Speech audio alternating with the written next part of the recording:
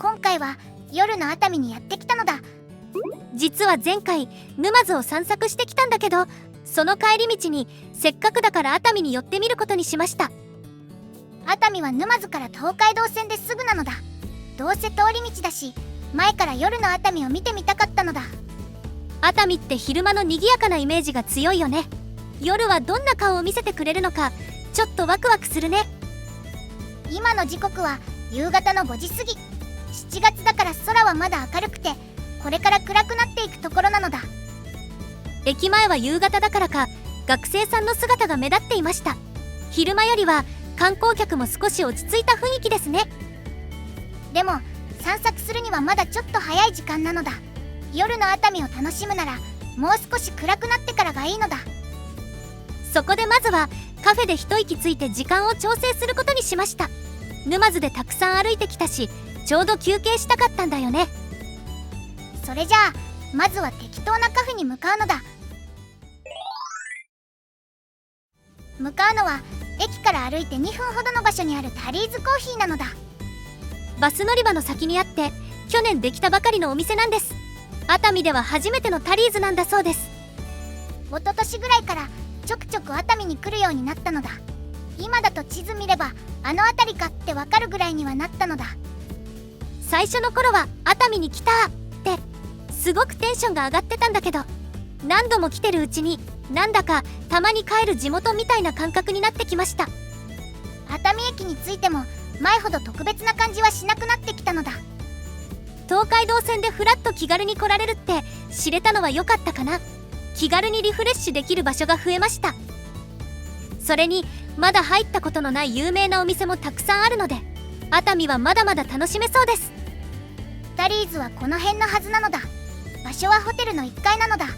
ホテルのお客さんじゃなくても入っていいみたいなのだ。1回通り過ぎてしまいましたが、こちらですね。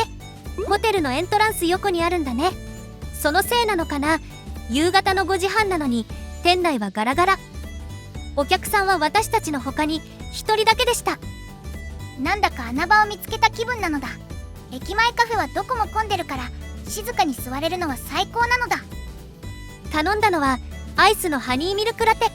蜂蜜の甘さなんだけどくどくなくて後味はすっきり、歩き疲れた体にちょうどよくて美味しいです。さてと時刻は6時。外もそろそろ暗くなってきたのだ。それじゃあ夜の熱海に出発なのだ。熱海駅前まで戻ってきました。まずは駅前を抜けて商店街の方へ向かいましょう。駅前はさっきよりも少し人が増えた気がするのだ。6時だからちょうど多くの方の帰宅時間なんじゃないかな。それでも昼間に比べれば人はずっと少ないです。午前お昼は観光客でいっぱいの場所なのだ。駅前にある足湯、家康の湯もお湯が抜けていました。どうやら夕方の4時でおしまいみたいなのだ。でもお湯がなくてもベンチのように使われてましたね。そしてあそこに見えるのが平和通り名店街なのだ。熱海駅前から続くアーケードの商店街です。干物や温泉まんじゅう、食べ歩きグルメで昼間はすごくにぎわう場所なんだよね。食べ歩きできそうなら何か食べようと思ってたのだけど、ほとんどのお店が閉まってますね。まだ夜の6時なんだけどシャッターが降りてるお店ばかりです。歩いてる人はまだまだいるけど閉店が早いのだ。日中ならお土産屋さんがずらっと並んでいて、食べ歩きのために行列ができてるお店、どのベンチも埋まってるって感じの場所です。やってるお店を発見なのだ。和食屋さんかな。こっちのお寿司屋さんもやってるね。でも隣のシュークリーム屋さんはもう閉店してます。名店街の端まで来たけどほぼお店は閉まってるのだ。6時の時点で食べ歩きやお土産屋さん巡りはもう無理なんだね。この辺りのホテルに宿泊してる方がまだ食事にありつけることはできそうです。せっかくだからお隣の仲見世通り商店街も覗いてみるのだ。一旦戻りましょう。商店街の入り口まで戻ってきたのだ。こっちにあるのが仲見世通り商店街なのだ。こっちの商店街は出口までまっすぐ見えるんだよね。それのせいもあって人が少ない、お店が開いてないってのが一目でわかるのだ。仲見世通り商店街はこっちはほぼ全滅なのだ。でも行き来する人は結構いるんだよね。人通りはまだ多いから19時くらいまで開いてても良さそうなのにってちょっと思っちゃいました。いつもは見れない熱海の姿ってことで、これはこれでちょっと楽しくはあるのだ。2つの商店街には気になる上りもありましたね。熱海海上花火大会と木の宮神社例大祭。木の宮神社のお祭り、小菓子祭りっていうのが撮影日の数日後にあるみたいです。実はこの後の散策でお祭り準備の跡がそこかしこで見られました。ここからは熱海サンビーチを目指すのだ。駅の辺りから海までは下り坂が続きます。ちょっと急なところもあったりして、今から帰りの上り坂を心配しちゃうのだ。今から海なんて向かう人もいるのかなと思ってたけど、そんなことないね。観光客らしき人たちも結構歩いてます。海に向かってるファミリーも見かけるのだ。夕方の海を見に行く人結構いるのだ。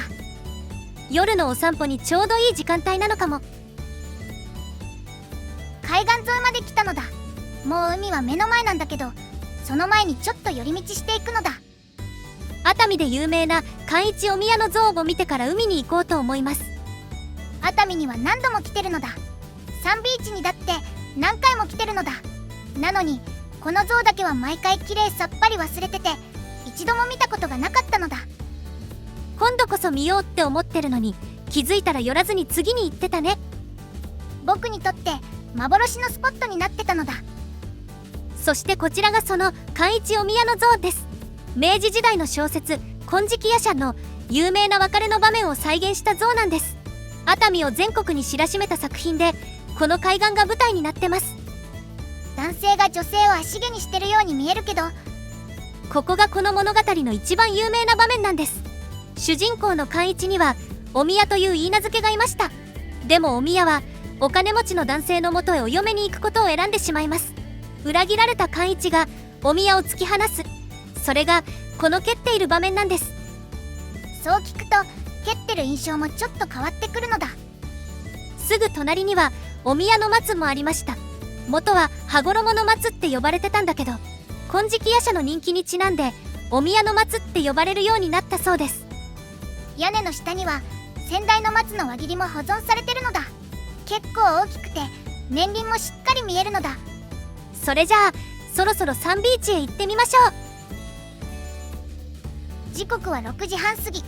日が沈み始めてるちょうどいいタイミングかもしれないのだ。水平線のあたりがほんのりピンク色ですごく綺麗。海も波がほとんどなくて静かです。遠くには初島も見えてます。思ってたよりずっと人が多いのだ。砂浜で遊んでる人もいるし、階段に座って海を眺めてる人もたくさんいるのだ。海水浴シーズンにはまだ少し早いから泳いでる人はいなかったけど、家族連れが多かったのは印象的でしたね。もっとカップルばかりかと思ってました。実はこのサンビーチ、日本で初めて砂浜をライトアップしたビーチなのだ。しかも手掛けたのは東京タワーや姫路城のライトアップも担当した照明デザイナーの石井美希子さん。砂浜は月の光をイメージした淡いブルーに照らされてムーンライトビーチって呼ばれてるそうです。それ絶対綺麗なやつなのだ。結構楽しみにしてきたのだ。でもまだついてないみたいですね。調べてみたらライトアップは日没から夜10時までって書いてあったんだけど、まだ日が沈みきってないからその時間じゃないってことなのだ。夏は日が長いからこういうところで裏目に出るのだ。せっかくだしもう少しだけ待ってみようと思います。海を見ながら時間を潰すのだ。こちらはムーンテラス、恋人の聖地と言われている場所です。カップルもいるけど疲れ切った観光客の姿も目についたのだ。ベンチでぐったりしてたね。恋人の聖地というより休憩所みたい。みんな一日歩き回ってヘトヘトなのだ。気持ちはすごくよくわかるのだ。でもこの景色は本当に素敵です。夕暮れから夜に変わっていくちょうどいい時間で空の色がどんどん変わっていきます。このグラデーションはこの時間しか見られないのだ。こちらに石碑を発見しました。これは橋田壽賀子顕彰碑。こんなのあったんだ。初めて知ったのだ。橋田壽賀子さんって「おしんや渡る世間は鬼ばかり」を書いた脚本家の方だよね。熱海市の名誉市民なのだ。碑には代表作の名前がずらっと刻まれてるのだ。橋田さんは昭和の頃から熱海に移り住んで、亡くなるまでずっと熱海で過ごされた方なんです。だから熱海にゆかりが深いんだね。さてと、僕も疲れた観光客に混ざって夜7時まで休憩させてもらうのだ。さすがに7時になればライトアップもされるはずだよね。時刻はちょうど夜7時。日もだいぶ落ち、結構明るいのだ。思ったほど暗くはなりませんでした。でも7時は過ぎたし、砂浜を確認しに行きましょう。でもこれぐらい明るいとライトアップされててもわかんないかもしれないのだ。カメラも充電できたし、海を見ながら休憩できたので悪い時間ではなかったです。多分ライトアップはされてないのだ。やっぱり7時を過ぎても明るいのが原因なのだ。思ってたより暗くなるのが遅いね。でも向こうの山を見てみるのだ。熱海城はしっかりライトアップされてるのだ。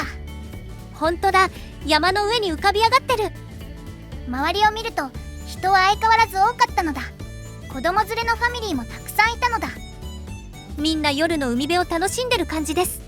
ライトアップはちょっと残念だけど、気を取り直して次は熱海銀座に向かうのだ。熱海銀座はサンビーチから徒歩10分かからないぐらいの場所にあります。日中は観光客でにぎわう通りですが、7時を過ぎた今どうなってるのか楽しみです。道中ところどころからお祭りの太鼓の音が聞こえるのだ。でもどこでやってるのかわからないんだよね。なんだか建物の中から聞こえてくるような。不思議に思いつつも熱海銀座が見えてきたのだ。ここももうほとんどのお店が閉まってますね。この狭い歩道に行列ができてたり、車道も車が行き交う場所ですが、今はどちらも静かなものです。ここには熱海プリン2号店もあるんだけど、当然ながらそちらも閉店済みなのだ。飲み屋さんかな。やってるお店もありますね。貸し切りパーティーっぽい感じでした。あれ、ここでも太鼓、お囃子の音がしてるのだ。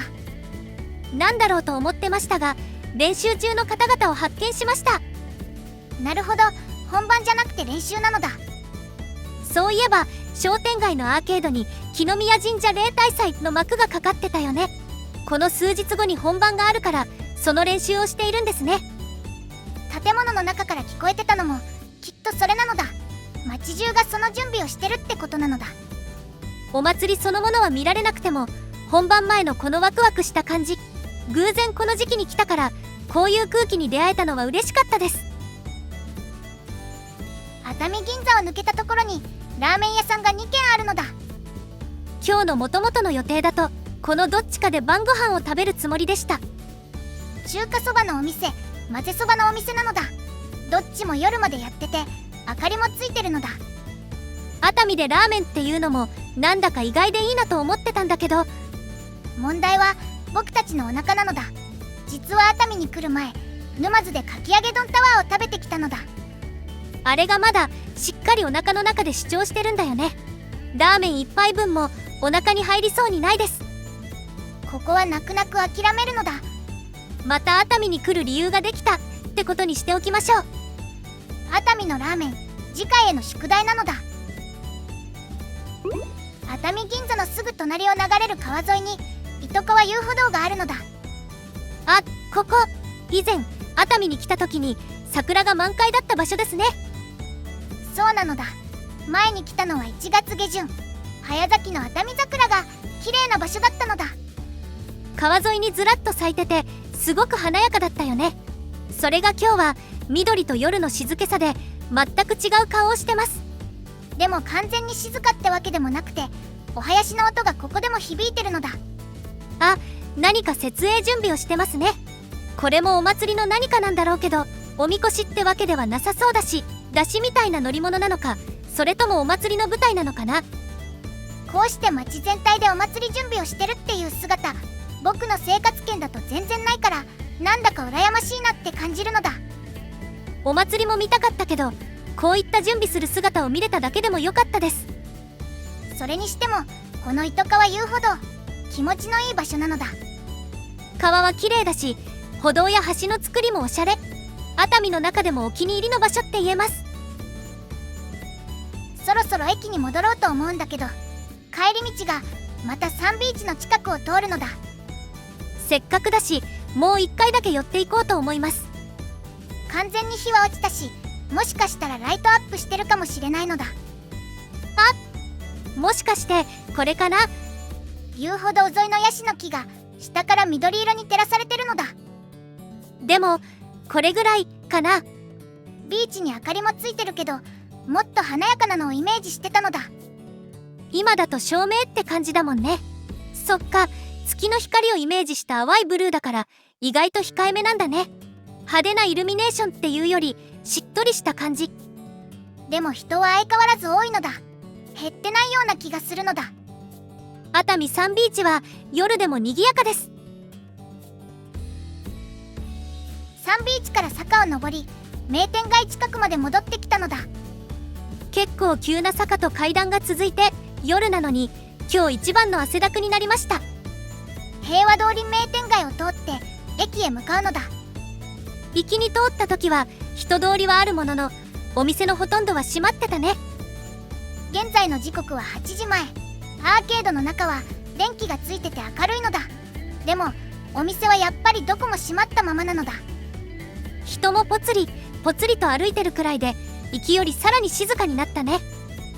でも思ったより人はいるのだ。駅前っていうのもあるよね。それに周辺の宿泊者もいるんだろうね。あ、こっちでもお祭りの準備をしてるのだ。立派なおみこしですね。思わず足が止まっちゃいました。ほんと、街中の至る所でお祭りの準備がされてるのだ。ということで、夜の熱海をぐるっと散策してきたのだ。お店はほとんど閉まってたね。